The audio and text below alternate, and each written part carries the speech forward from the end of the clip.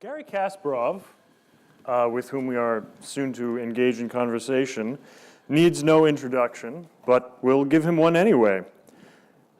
Born in Baku, Azerbaijan, in the Soviet Union in 1963, Garry became the under-18 chess champion of the USSR at the age of 12 and the world under-20 champion at 17. He came to international fame at the age of 22 as the youngest world chess champion in history in 1985. He defended his title 5 times, including a legendary series of matches against Anatoly Karpov. Kasparov broke Bobby Fischer's rating record in 1990, and his own peak rating record remained unbroken until 2013. His famous matches against the IBM supercomputer Deep Blue in 1996 and 97 helped bring artificial intelligence and chess into the mainstream. Garry is also a leading activist for freedom and human rights. In 2012, Kasparov was named chairman of the New York-based Human Rights Foundation, succeeding Václav Havel. Kasparov has been a contributing editor to the Wall Street Journal since 1991 and is a regular commentator on politics and human rights. He is a senior visiting fellow at the Oxford Martin School with a focus on human-machine collaboration. He's a member of the Executive Advisory Board of the Foundation for Responsible Robotics and a security ambassador for Avast Software, where he discusses cybersecurity and the digital future. Garry's book, How Life Imitates Chess, on strategy and decision-making, is available in more than 20 languages. He is the author of 2 acclaimed series of chess books, My Great Predecessors and Modern Chess. His 2 most recent books are Winter is Coming, Why Vladimir Putin and the Enemies of the Free World Must Be Stopped, and Deep Thinking, Where Machine Intelligence Ends and Human Creativity Begins. He is also an active member of the editorial board of the Octavian Report. Garry, unfortunately, was called away to the West Coast over the weekend on urgent business, but we greatly appreciate his determination to be here, even virtually. Given his focus on AI, this is perhaps appropriate. Garry, thank you for joining us today. Thank you. Thank you for inviting me. We wanted to start off talking about a subject near and dear to your heart, America, specifically its politics. You've been alarmed for many years about the degradation and increasing tribalization of American politics and actually predicted the rise of Donald Trump in our pages. So where do you see things heading on the domestic scene now for America? Somehow I believe, and it's a surprise to many, that probably Donald Trump's election was a gift to American politics and society because it was a wake-up call. There were many problems that I, among many others, tried to point out that we were always dismissed as panicking prematurely and not recognizing that certain problems would never hurt American society. When I kept talking about human rights violations and about power abuses in Russia, China, elsewhere, the answer was, typical answer was, yes, but so what about us? So it's not going to happen here. Now, Donald Trump's election illustrated that no country is immune from potential damage caused by the rise of would-be autocrat. But on the other hand, American political system show resilience, and I think it's quite important not only for this country but for the world politics that Donald Trump's failures with his travel bans that were not upheld in various courts in this country demonstrated that the checks and balances work and the separation of power is not just empty sound, as Putin and other autocrats try to present in their propaganda. Do you see him continuing on this difficult and dangerous path he seems to have set himself, where he talks sort of antinomian populist rhetoric, but yet at times seemingly, or perhaps even in reality, abides by American political norms? When you said him, you meant Trump, not Yeah, Trump. Yeah, Yeah, I think he doesn't know better. He will continue doing what he knows best. It's still a reality show. It's a very short span of attention. And the only way he can address the problem is to create a new one and just to shift public attention to something else. So it's like, expecting an arsonist to be a good fireman. Uh, it's exactly what he has been doing, and I think his instincts of survival will force him to become even more aggressive in attacking everyone and everything that he sees alien to his interest. And again, I don't know whether he's going to survive politically. Probably yes, but it's very important how America, how American political system, how American society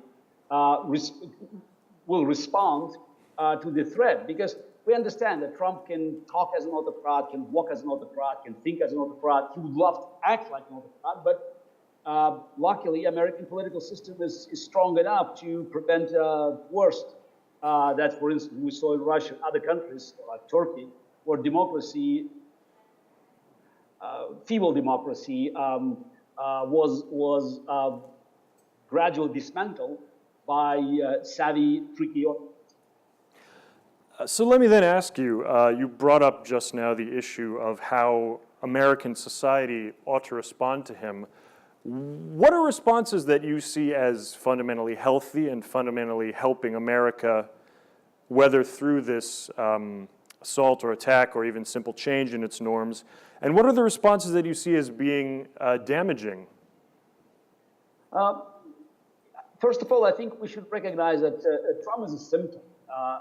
It's as you pointed out, I was predicting his rise because I could see the shortcomings of the two-party system, its current form. When you combine two-party system with gerrymandering, so you end up with primaries being sort of the key political event, since general elections in many districts already predetermined. And that means that the radicals on both sides, on right and left, will eventually run the show. And while we could see that the Republican Party fell victim of the rise of the alt-right, we are now seeing the similar process on the left side. And I think one of the results of Trump's rule could be the rise and political rise of political strength of the far left that might end up as a dominant force opposing Trump, and with the political center being decimated, and with Republican Party just taken hostage by Trumpists, and moderate Democrats not coming up with an alternative. So we could see the rise of Bernie Sanders and Elizabeth Warren King. That could be another major threat to the very foundation of American democracy and market economy. So it sounds as though you see the atmosphere as being ripe for, among many other things, a fundamental and even permanent transformation of the party system in America. I mean, do you see that being sort of in our medium term future? I think it's worth mentioning that the problem that we're discussing now is not uniquely American, because we could see the same split across fringe political fringes in almost all Western democracies. In the UK, we have the rise of Jeremy Corbyn on the left, and obviously the success of the alt-right during Brexit. In France, we could see both Le Pen and Mélenchon performing extremely well at presidential elections. The combined vote was over 41%. In Germany, we could see the strong performance of Die Linke on the left and the rise of AfD on the right. So somehow it's a process that should be stopped somehow, because it leads to a total destruction of the political center. So far, I could see very little effort on both sides of the aisle if we talk about reasonable democratic republics in this country, to come up with an alternative. I think that we should start thinking creatively, and hopefully that the alternative will be presented soon enough to avoid a total tribalization of U.S. politics and eventually the presidential run between, say, Trump or Bernie Sanders or their younger supporters. One of the unspoken beneficiaries of all this political discord, political chaos is, I think, arguably Vladimir Putin. First of all, do you agree that Putin and Putin's Russia benefit from this kind of internal discord in democratic institutions here and in Western Europe, or no? Did you say unspoken? Pardon? Did you say unspoken? Yeah, well, yeah, perhaps not unspoken, but certainly a beneficiary, yes. Oh, he's absolutely beneficiary, and he's not even hiding that he's behind all these efforts to dismantle the Western political system. I've been saying for a long time that Putin's propaganda machine was far more dangerous and poisonous than the communist propaganda 30, 40 years ago, because unlike his communist predecessors, Putin is not selling any ideology. He doesn't have to convince you to buy. I rather call him a merchant of doubts. He's spreading doubts, he's distributing chaos, and his message is that truth is relative. He knows how to use modern technologies. He built his fake news industry first in Russia, dismantling Russian opposition 10, 12 years ago. Then he moved this technique to neighboring countries, attacking former Soviet republics like Estonia and others, then to Europe, and eventually to the United States. And they built a very sophisticated industry, the fake news industry, with troll factories and with methods to address the concerns of different groups, political groups, with only one aim: to spread this division and to fan the flames that unfortunately cannot be extinguished since we have a global ongoing crisis where Putin is playing a role, since he's great opportunist. Could immediately see, for instance, how the Syrian refugee crisis could be put into an opportunity in Europe by weaponizing the refugee flow to Europe and empowering his alt-right supporters. So what more delightful surprises do we have to look forward from Putin as this plays out over the next 4 to 5 years? Now, first of all, it's dealing with Putin. We should remember that it's not if he attacks somewhere, but it's when and where. And he proved to be very capable in finding or sometimes in creating opportunities to spread chaos. I think he'll continue creating problems in the Middle East. So far, it seems that it's even without his direct intervention, he already succeeded in perpetuating the ongoing war in the region. My guess is that his biggest bet today is North Korea. I'm surprised that very little is being said about dramatic rise of North Korean nuclear and missile capabilities over the last 2 years. And I'm not calling myself an expert, but still, making such a progress in 2-3 years, going from kind of a bucket of nuclear waste to hydrogen bomb and missiles that are potentially capable of reaching the United States, tells me that there's someone behind it. And since China has no strategic interest of creating this conflict, I could see only Vladimir Putin playing another clandestine game. One of the big criticisms of Donald Trump is that he has more or less kneecapped, gelded, castrated, whatever ugly metaphor you like, the American State Department, the traditional house of its implements of diplomacy. Do you think that there is a chance that Trump averts course on this enough that there is a kind of a strategic answer forthcoming to the challenge from Putin? Look, I think that Trump was planning to have a grand bargain deal with Putin after being elected, but the sudden fall of Michael Flynn and revelations about the collision between Trump team and Russian intelligence services made it impossible. But I still think that if given a chance, Trump undoubtedly will try to move in this direction. Though with resolution of the bipartisan resolution of the Congress and both houses of Congress, I think it was 97% support. It's hard to imagine how we can do that.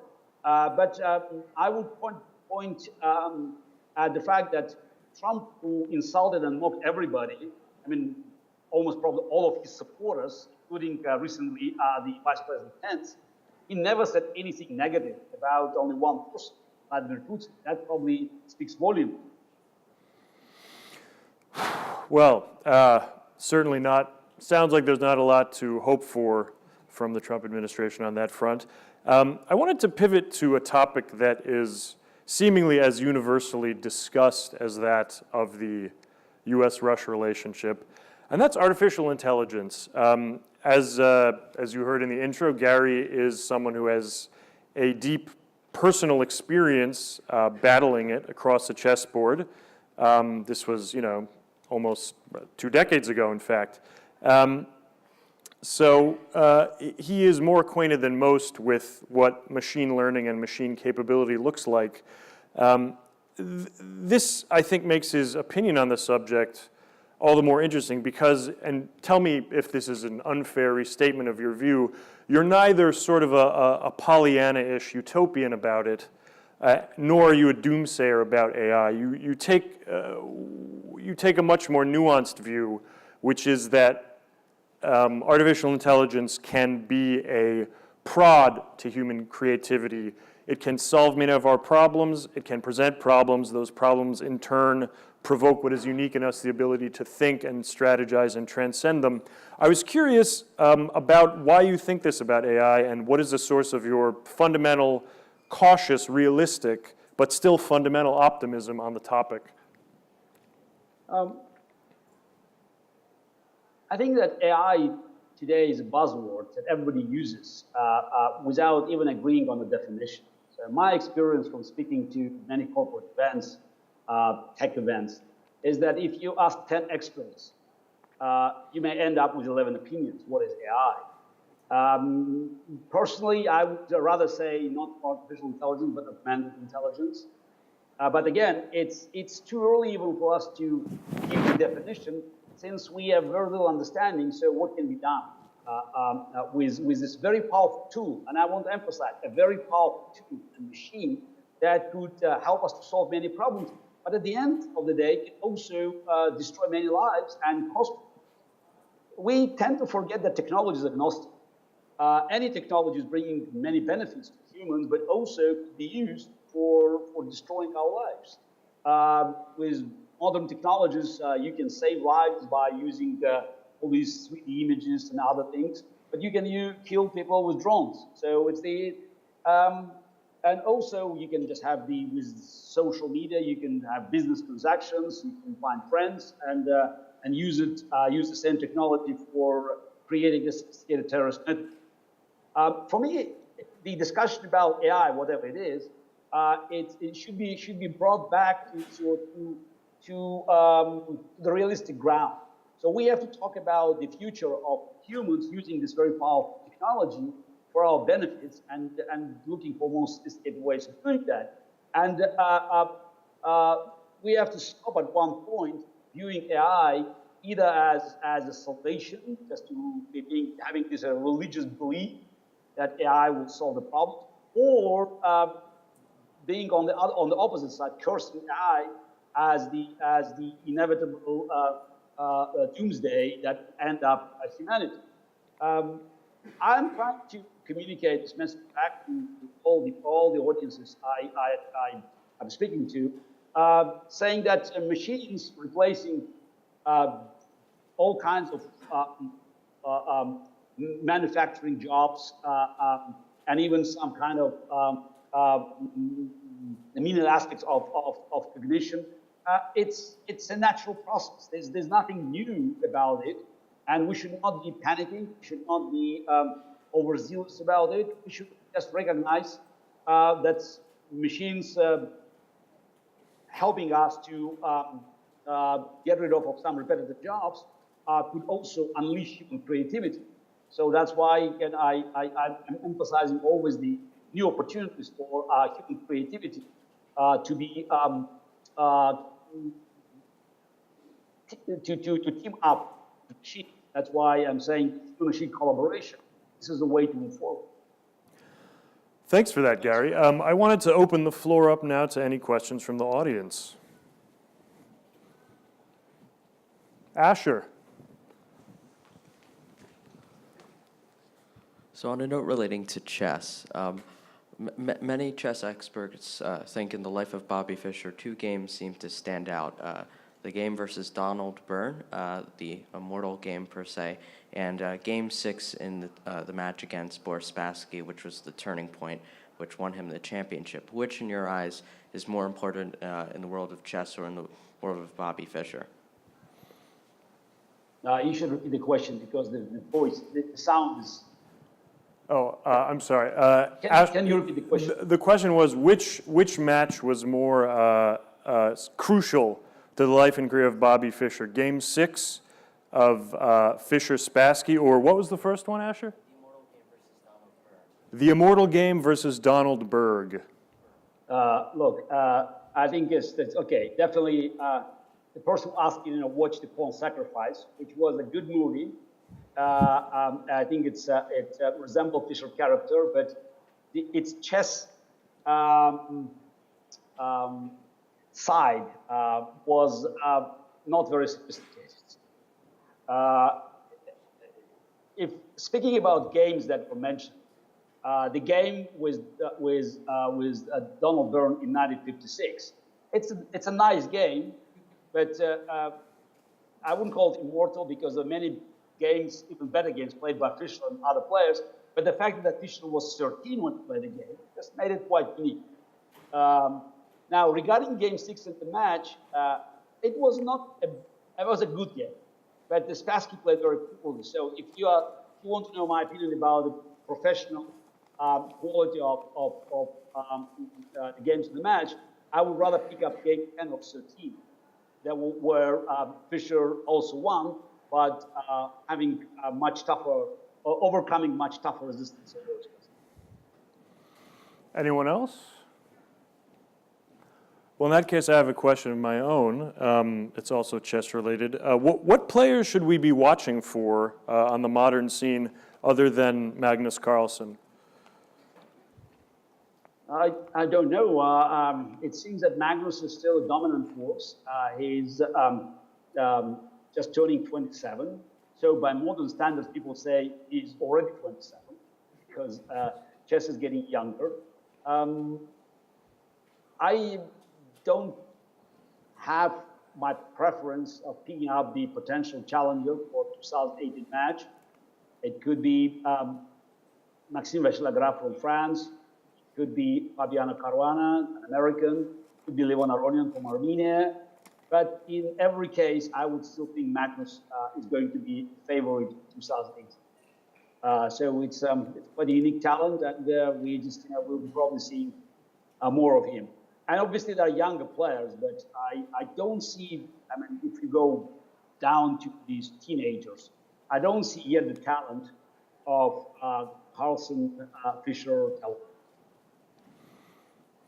Yes, Richard. Garry, I'm curious with respect to Vladimir Putin, do you view him as a great strategist or a great technician or neither? Tactician, excuse me.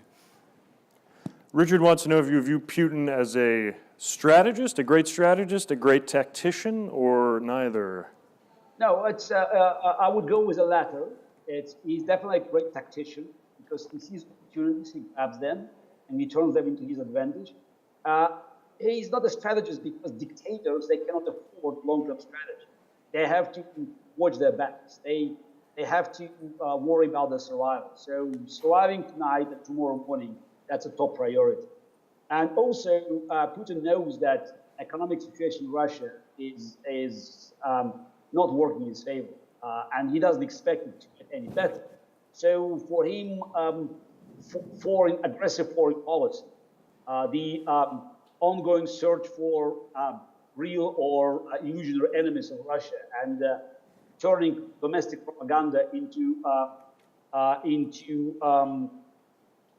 this search machine for enemies of Russia, and that only Putin can deflect and defend Mother Russia from the world's evil. It's the only algorithm of survival. So that's why he needs to be more reactive. But again, if he sees opportunity, he grabs it.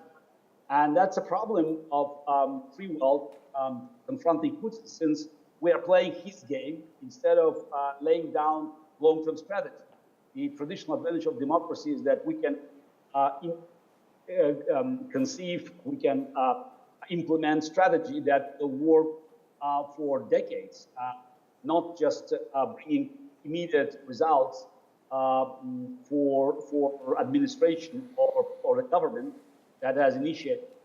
And as long as we keep playing the same game, Putin, what I rather call geopolitical, Putin will be always on the winning side because he can bluff, he can raise the stakes, he doesn't have parliament to ask permissions, he doesn't have free press to worry about criticism, so he can react very quickly. And the only solution is long-term strategy, which unfortunately is not yet on the horizon. Yes, in the back. Thank you. Try to look forward a few moves, or in this case, a few years. If you look forward 15 or 20 years, how do you see the global positioning of China, Russia, and the United States 15 or 20 years out?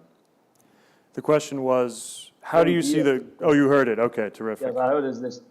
I wish, I could spend time thinking about next 20 years, but my greatest concern is what will happen next 20 months, if not 20 weeks, because we're at a point, at a turning point in history where the future events can be shaped by what's happening now. It's more like a nexus, and we have to make sure that we don't miss the right turn, because the next opportunity could be 50 miles away, like somewhere in Arizona.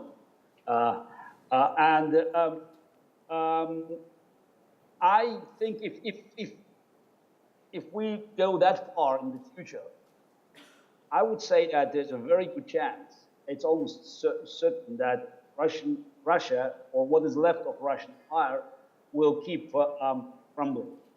I would not see Russia in the next 10 years being preserved in its current geographic borders, because we have problems in the south with radical Islam and the growing Muslim population.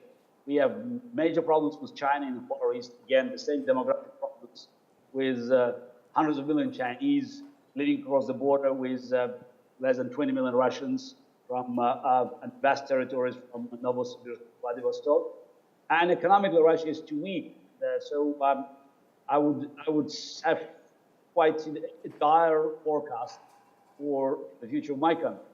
Now, as for China, China is on the rise, and it seems to me that it will play a major role in the future and will eventually challenge American dominance as well. But it could take longer than even 20 years. But no doubt China will be definitely a major player. And we say in Russia that the difference between Russian leadership and Chinese leadership is that Chinese leaders think in centuries of Russian intolerance.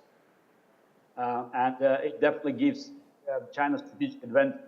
So China has a plan, and eventually that will be the biggest challenge to fuel, especially because many people in our part of the world, they're losing, or they even lost, a faith in capitalism, free market.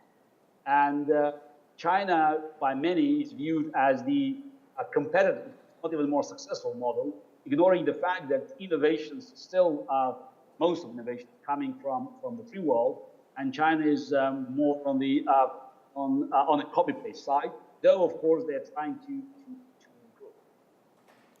Well, that about does it for our time with Garry today. I want to thank him for making the virtual journey here from California, and thank everyone in the audience for their intelligent questions. We are going to be up with our next presentation very shortly. Thank you all.